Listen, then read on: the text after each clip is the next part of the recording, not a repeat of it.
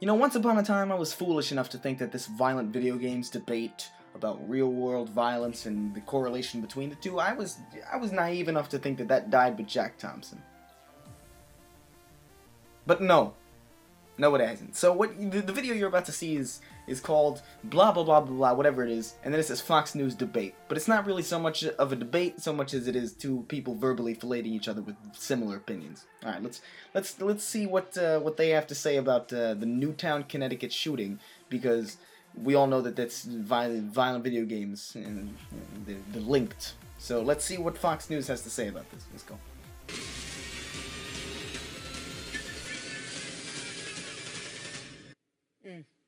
You've seen a lot of that, right? So Vice President Joe Biden meeting with the makers of video game companies like the one you just saw in a push for answers to gun violence in this country, because we're trying to figure out all of the components that might lead to what we saw in Newtown and too many other places. But 20-year-old shooter Adam Lanza reportedly spent his days playing Call of Duty in the basement at his mother's house. He played Call of Duty, everybody. Call of Duty sold 11 million units this year. For this one game, the new one.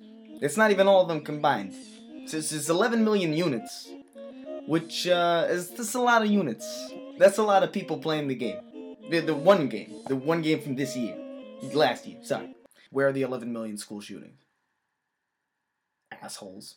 There are new questions about whether the responsibility to police violent video games really lies with the parents. Michael Graham joins me now, radio talk show host. He's also a Boston Herald columnist and writes and thinks and talks about a lot of these kind of parenting issues. Michael, good morning. Good to have you with us today.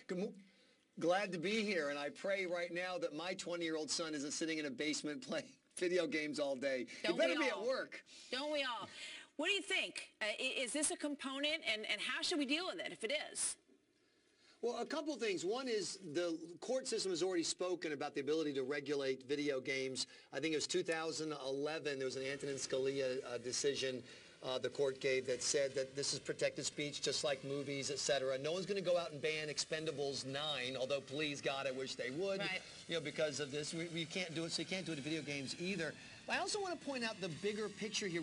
Sometimes you have a horrific story like the story out of Newtown, which is beyond our capability to understand. Little children slaughtered, and so you want to say, oh my gosh, the world's going to hell in a handbasket. The fact is, and it's interesting, liberalfactcheck.org reported this week, that gun violent deaths, murders are down to the lowest point since at least 1981. Gun violence overall has been trending down for the past 20 years. What happened during that same 20 years? There was a rise in the use of video games. Nobody thinks that Chicago had 506 murders this past year because of the number of game stops on the corners.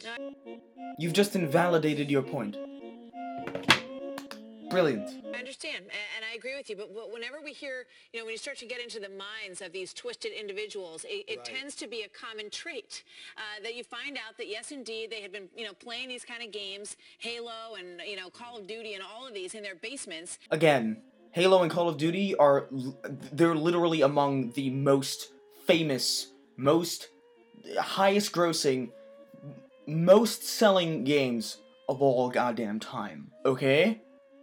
Halo and Call of Duty have broken records on a constant basis, which means several people have played these games. Several millions. Millions. So why is it that millions of people can play the same game and one person what's the correlation? And I wonder if, when you have somebody who, is in this situation that you're concerned about, perhaps you need to make sure that they're not doing this. But how do you legislate that? Is it the parents' responsibility? Yes. Yes. Okay, miss, you have blonde hair. You have blonde hair, and I personally, let's say I find blonde hair vile. I find blonde hair absolutely disgusting. Every time I see blonde hair, I just want to vomit. Violent vomit, like just profuse and projectile, everything. I just vomit all over the place every time I see it. I don't want to see it. I think it should be illegal to have blonde hair. I go to the government, I go to the White House and propose a law that says we should ban blonde hair. So no one can have blonde hair, regardless of whether or not it's free speech. Because you know what? I don't like it. Makes about as much sense, right? You don't like violent video games. So why should those of us who like violent video games have them? Why should we be allowed to enjoy the things we enjoy? When you can't enjoy the things we enjoy, it doesn't make sense. If you can't enjoy something, it might as well not exist, right? Fuck you. For example, I have a 13-year-old who watches his older brother, and he wants to play Assassin's Creed 3, the new Revolutionary War-based one. It's M-rated. He wants to play Gears of War M-rated, and I say, no, you can't do it. Sorry, can't do M-rated games. The problem is that one of his buddies has a dad who just gives him whatever the buddy wants, and so he's got a stack of M-rated games for the 11, 12, and 13-year-olds to play. You know, this dad is kind of giving the shaft to all the other moms and dads. I mean, we all hear it as parents. It's like, well, they're allowed to play it. They're allowed to play it at their house. But you know, but it also takes me back to this. You know, should kids play with guns? Should they watch violent movies? You heard it here first, everybody. Watching violent movies is equivalent to playing with guns.